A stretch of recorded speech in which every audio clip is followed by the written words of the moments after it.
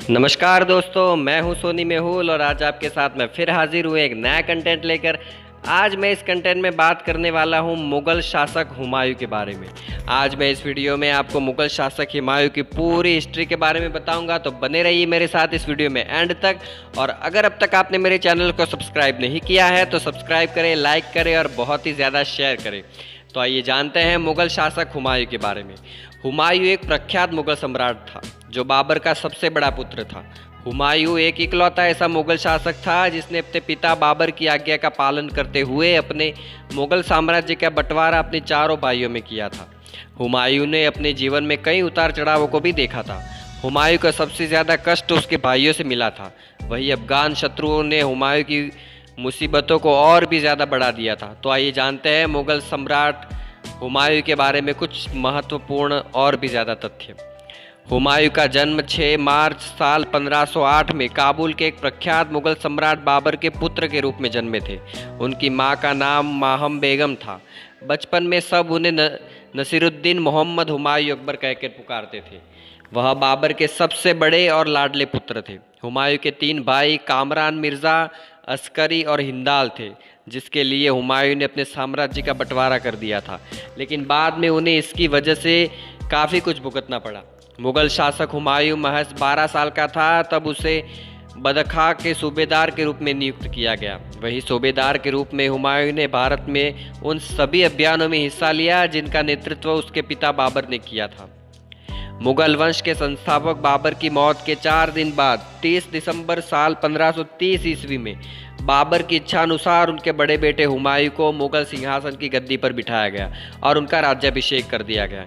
आपको बता दें कि बाबर ने उनके 4 पुत्रों में मुग़ल साम्राज्य को लेकर लड़ाई न हो और अपने अन्य पुत्रों के उत्तराधिकारी बनने की इच्छा जताने से पहले ही अपने जीवित रहते हुमायूं को अपना उत्तराधिकारी घोषित कर दिया था।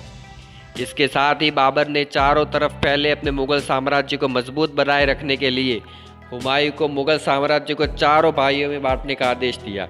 जिसके बाद आज्ञाकारी पुत्र हुमायूं ने अपने मुग़ल साम्राज्य को चारों भाइयों में बांट दिया। उसने अपने भाई कामरान मिर्ज़ा को पंजाब, कांधार, काबुल, हिंदाल को अलवर और अस्करी को संभाल की सूबेदारी प्रदान की।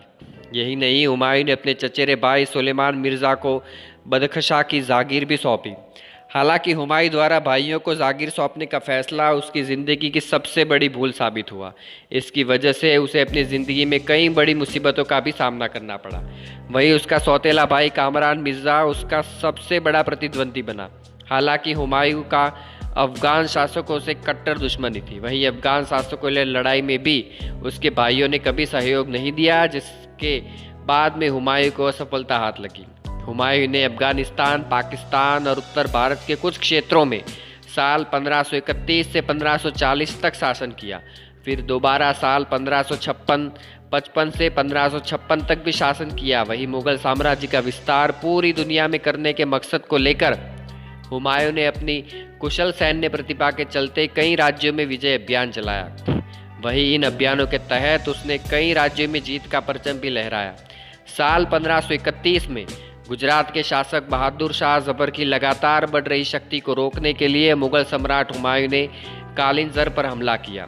वही इस दौरान अफगान सरदार महमूद लोदी के जौनपुर और बिहार की तरफ आगे बढ़ने की खबर मिलते ही हुमायूं गुजरात के शासक से कुछ पैसे लेकर वापस जौनपुर की तरफ चला गया, जिसके बाद दोनों के बीच युद्ध हुआ। अब आइए जानते हैं साल 1532 में दोहारिया का युद्ध। साल 1532 में अफगान सरदार महमूद लोदी और हुमायूं की विशाल सेना के बीच दोहारिया नामक स्थान के बीच युद्ध हुआ। इस युद्ध में हुमायूं के पराक्रम के आगे महमूद लोदी नहीं टिक पाया और उसे हार का मुंह देखना पड़ा। वहीं इस युद्ध को दोहारिया का युद्ध कहा गया। अब मुग़ल सम्राट हुमायूं और गुजरात के शासक बहादुर शाह के बीच का संघर्ष जानते हैं। गुजरात के शासक बहादुर शाह ने 1531 ईस्वी में मालवा और 1532 ईस्वी में रायसीन के महत्वपूर्ण किले पर अधिकार कर लिया। इसके बाद उसने मेवाड़ को संधि करने के लिए मजबूर किया। वहीं इस दौरान गुजरात के शासन बहादुर शाह ने टर्की के एक प्रख्यात एवं कुशल तोपची रूमी खां की मदद से एक शानदार तोपखाने का निर्माण करवाया। जिसके बाद हुमायूं ने बहादुर शाह की बढ़ती हुई शक्ति को दबाने के लिए साल 1535 ईस्वी में बहादुर शाह पर सारंगपुर में आक्रमण कर दिया। दोनों के बीच हुए इस संघर्ष में गुजरात के शासक बहादुर शाह को मुगल सम्राट हुमायूं से हार का सामना करना पड़ा।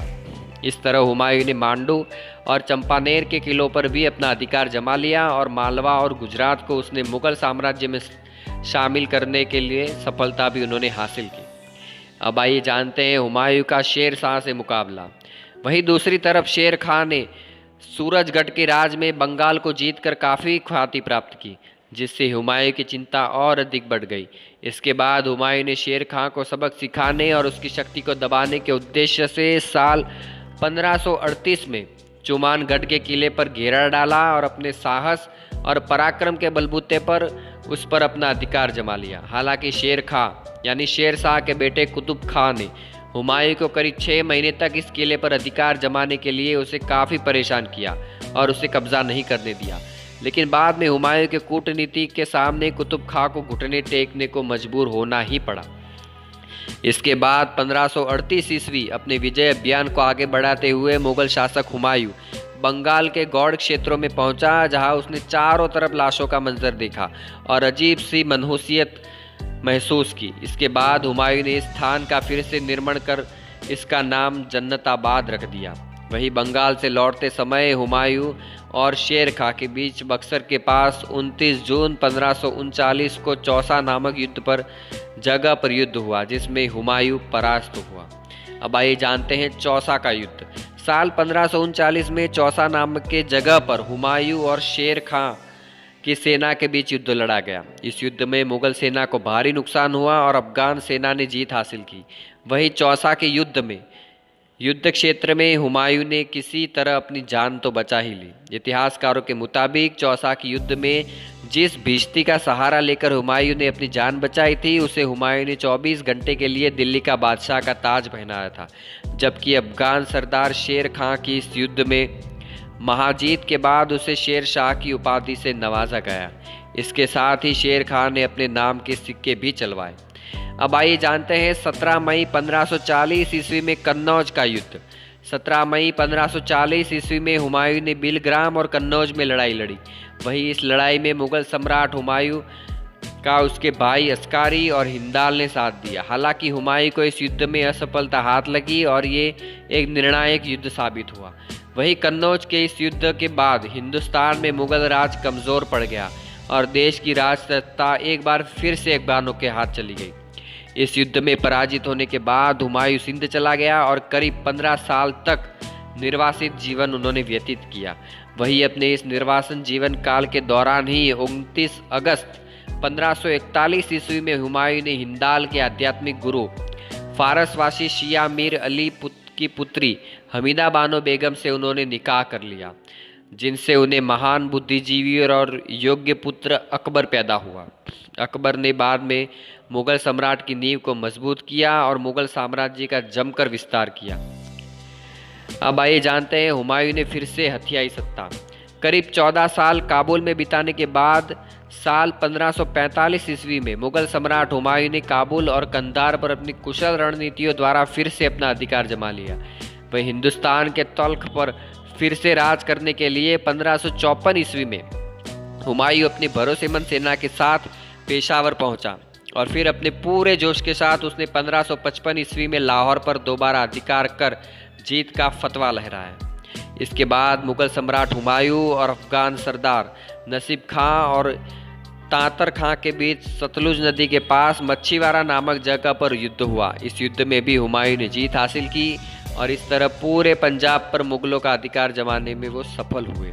इसके बाद 15 मई 1555 ईस्वी को ही मुगलों और अफगानों के बीच सरहिंद नामक जगह पर भीषण संघर्ष हुआ और इस युद्ध में मुगल सेना का नेतृत्व बैरम खां ने और अफगान सेना का नेतृत्व सिकंदर सूर ने किया। हालांकि संघर्ष में अफगान सेना को मुगल सेना से हार खानी पड़ी और फिर 23 जुलाई साल 1555 में मुगल सम्राट हुमायूं दिल्ली की सत्ता पर वापस आ गए। इस तरह मुगलों ने एक बार फिर अपने साम्राज्य को स्थापित कर लिया और हिंदुस्तान में मुगलों का डंका बजता ही रहा। उसके बाद दिल्ली के सिंहासन पर बैठने के बाद हुमायूं ज़्यादा दिनों तक सत्ता का सुख नहीं उठा सके। फिर जनवरी साल 1556 में जब वो दिल्ली में दिन पनाह भवन में स्थित लाइब्रेरी की सीढ़ियों से उतर रहे थे, तभी उसका पैर लड़खड़ाया और उसकी मृत्यु हो गई। वही हुमायूं की मृत्यु के बाद उसका पुत्र अकबर ने मुगल सिंहासन संभाला और उस समय अकबर की उम्र महज 13 से 14 वर्ष थी, इसलिए बैरम खां को अकबर का संरक्षक नियुक्त किया गया। इसके बाद अकबर ने मुगल साम्राज्य को मजबूती प्रदान की और लगभग पूरे भारत में मुगलों का साम्राज्य स्थापित किया। वहीं उनके मौत के कुछ दिनों बाद उनकी बेगम हमीदा बानो ने हुमायूं के मकबरा का निर्माण करवाया, जो कि आज दिल्ली की ऐतिहासिक इमारतों में से वो एक है और ये मुगल कालीन वास्तुकला का एक अद्भुत नमूना है। इस तरह मुगल सम्राट हुमायूं के जीवन में कई उतार चढ़ाव आए, लेकिन हुमायूं अपनी पराजय से निराश नहीं हुए बल्कि आगे बढ़ते रहे और एक बार फिर से अपने खोए हुए साम्राज्य को हासिल करने में वो सफल रहे। तो दोस्तों, आज हमने बात की हुमायूं के बारे में, तो मुझे उम्मीद है ये वीडियो आपको बहुत पसंद आया होगा। तो पसंद आया तो लाइक करें, सब्सक्राइब करें और शेयर करें। तो मिलते हैं अगले नए कंटेंट के साथ, तब तक के लिए धन्यवाद।